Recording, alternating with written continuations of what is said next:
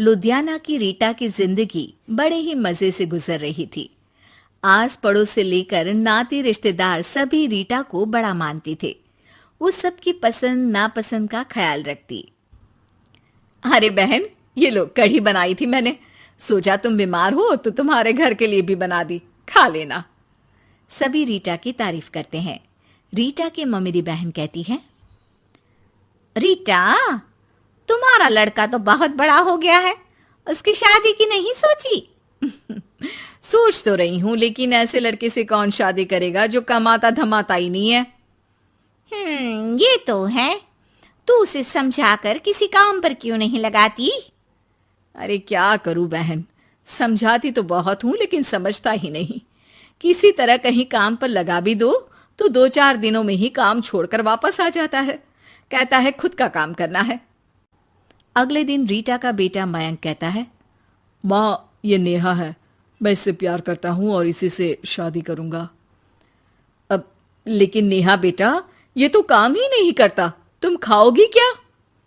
माँ जी, आप जो खाएंगी वही मैं भी खा लूंगी, लेकिन शादी तो मयंक से ही करूंगी। रीटा नेहा और मयंक की शादी करवा देती है। हे जी, देखिए तो, ये हमारा भाग्य है कि शहर की इतनी प्यारी पढ़ी लिखी लड़की हमारी बहू बनी। हाँ रीटा, सही बोल रही हो, वरना कौन बिना काम धाम के लड़के से शादी करता है। नेहा सारा दिन घर में रहती और सास को देख देख कर जलती कुड़ती रहती। अरे नेहा, तू तो बहुत लक्की है जो इतनी अच्छी सास मिली, माँ की तरह तेरा ख्याल रखती है। नेहा बिना मन के हंसकर निकल जाती है। आए दिन नेहा को उसकी सास की तारीफ सुनने को मिलती। मयंक, तुम्हारी मम्मी बहुत चालाक है, सबको सम्मोहित करके रखी हुई है। कोई मुझसे पूछे कितनी झूठी औरत है तुम्हारी माँ। अच्छा, कैसी, क्या झूठ बोल रही थी?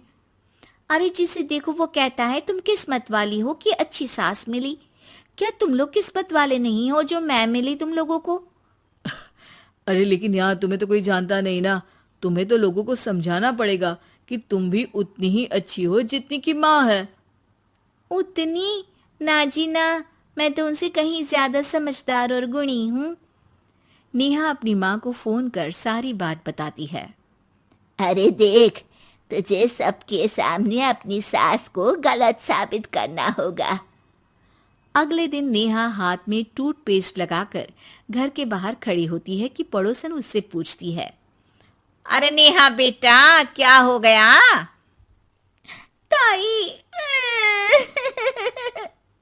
क्या बोलूं मैं? मेरी सास से मत कहना ताई जी, मेरी सास ने गुस्से से जला दिया। मैं नहीं मानती, रीटा तो बड़ी ही भली औरत है।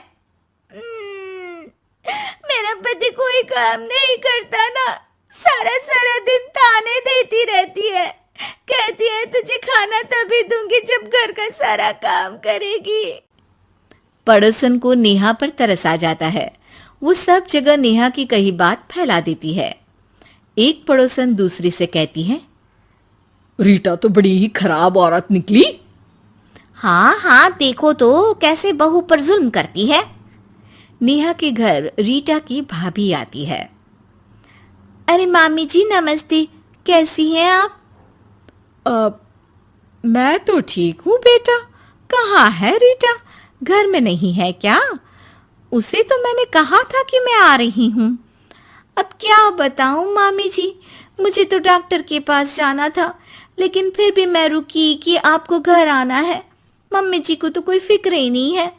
तभी तो देखिए ना कि पता था आप आने वाली है, फिर भी चली गई घूमने। अरे ये तो बुरी बात है। अच्छा नेहा, मैं जा रही हूँ, रीटा आए तो बोल देना कि भाभी नाराज होकर चली गई है। रीटा वापस आती है तो उसे भाभी नहीं मिलती। अरे नेहा, तूने रोका नहीं मामी को? बोला नहीं कि मंदिर गई हूं मैं? अरे मम्मी जी, मैंने तो उन्हें बोला कि आप बस आ ही रही हैं, लेकिन वो नहीं मानी और चली गई। मामी भी सभी रिश्तेदारों में रीटा की बुराई फैला देती है। अब जो रीटा सबकी लाडली हुआ करती थी, वो सबकी आंख में खटकने लगी। रीटा को समझ नहीं आता था कि जो पड़ोसी उसे हमेशा प्यार से बुलाते थे, वो उसके सामने आते ही दरवाजा क्यों बंद कर देते हैं। जो रिश्तेदार उसे इतना प्यार करते थे, वो उसे अब फोन तक नहीं करते। एक दिन रीटा के पास उसकी भाभी का फोन आता है। तू तो बड़ी हो गई रीटा। अरे ना भाभी ना, तुम तो माँ जैसी हो मेरे लिए, मायका तुमसे ही तो है, लेकिन तुम भी पता नहीं क्यों नाराज हो मुझसे। रीटा को उसकी भाभी सारी बात बताती है। रीटा उसे समझाती है कि कैसे वो नेहा बहू को बताकर वहां से गई थी। दोनों के बीच गिला शिकवा खत्म हो जाता है। रीटा समझ जाती है कि नेहा ने ही उसकी बुराई पड़ोसियों से भी की होगी। रीटा सबके घर जाकर बात करती है, जहां उसे पता चलता है कि नेहा ने ढेर सारी झूठी बातें कर रखी है। रीटा सोच लेती है कि वो नेहा को सबक सिखाकर ही रहेगी। नेहा, तेरे ससुर जी रिटायर हो रहे हैं, तो अब तू और मयंक कहीं और घर देख लो। अरे कैसी बातें कर रही हैं सासू माँ, ये तो कोई काम नहीं करते, हम कहाँ जाएंगे। तभी वो पड़ोसन आ जाती है। अरे नेहा, अच्छा ही तो है, तेरी ऐसी सास से छुटकारा मिल रहा है जो तुझे बात बात पर जला देती थी ना। घर जरा जल्दी खाली कर देना नेहा, मयंक से भी बोल देना।